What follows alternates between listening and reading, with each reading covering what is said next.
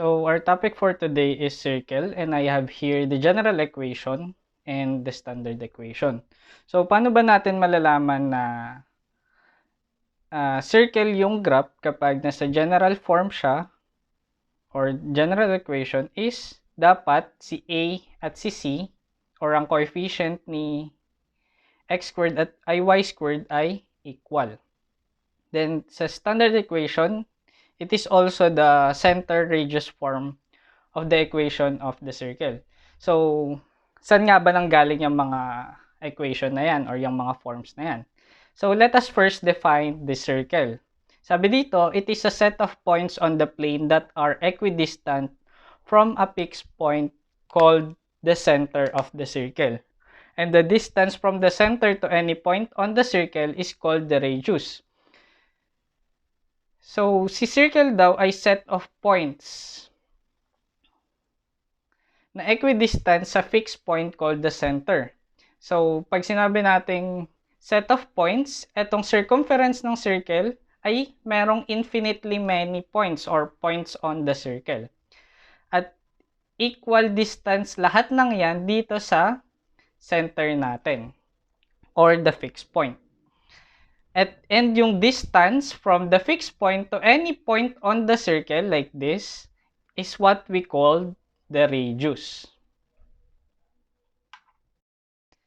Now, let us label the center as C with the coordinates HK and P as the point on the circle, any point on the circle as X, Y. So, ito si C at si P ay nandito. So, kung mapapansin nyo, yung standard equation natin is just calculating the distance from point C to point P. That's why we have the R squared is equal to x sub 2 minus x sub 1, which is x sub 2 as x minus h x sub 1 squared plus y sub 2 minus y sub 1, which is the k. That's why we have this or the distance formula as the standard equation of the circle.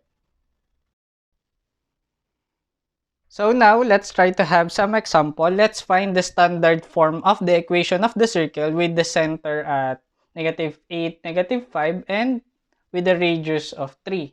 So, the standard equation is here.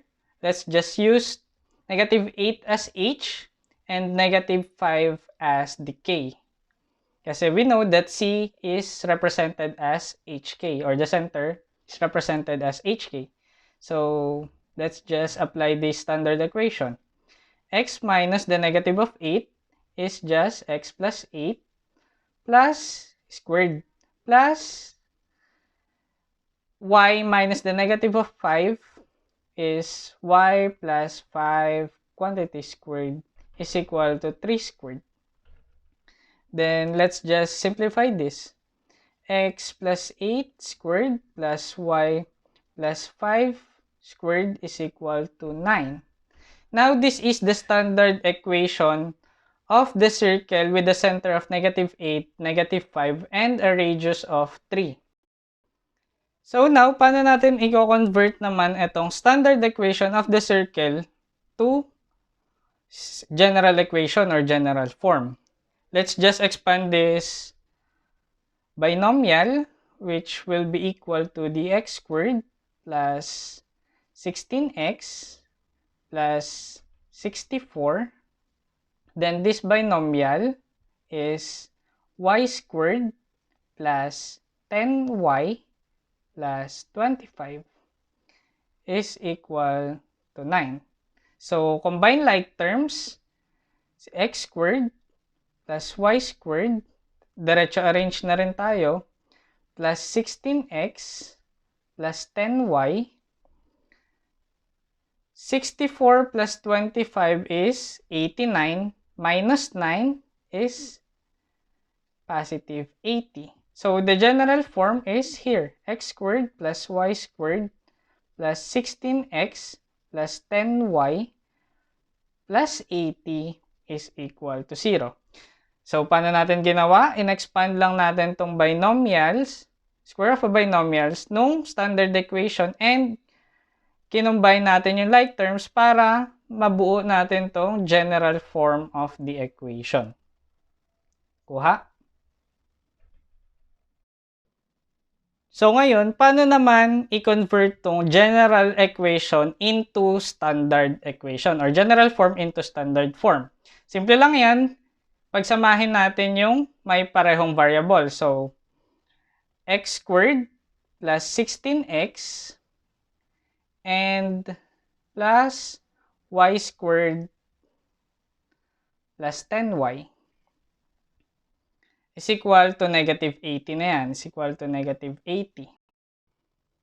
So, ang gagawin lang natin is magka-completing the square dito tayo sa first group or yung unang naka-parenthesis. So, completing the square, x squared plus 16x. Paano ba mag-complete ng square?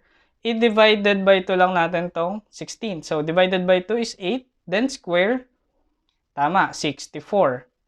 Plus this second one, y squared plus 10y. 10 divided by 2 is 5.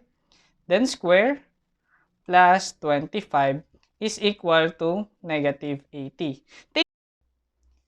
Take note na kapag nag-add tayo dito sa left side, ay mag-add din tayo dito sa right side. So, gawin na lang natin plus 64 plus 25. So, this one is 6 plus 2, 8. 4 plus 5 is 9. So, 89 yan. Minus 80 is just equal to 9.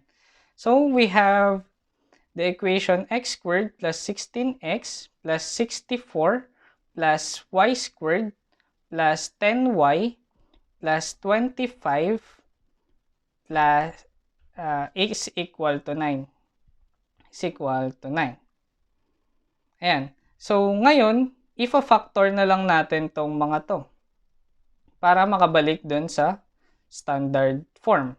So, x squared plus 16x plus 64, perfect square trinomial, ay equal siya sa x plus 8 squared.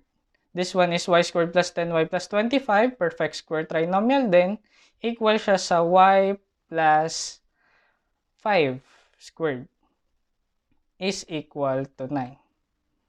Ayan na ulit yung standard equation natin or standard form.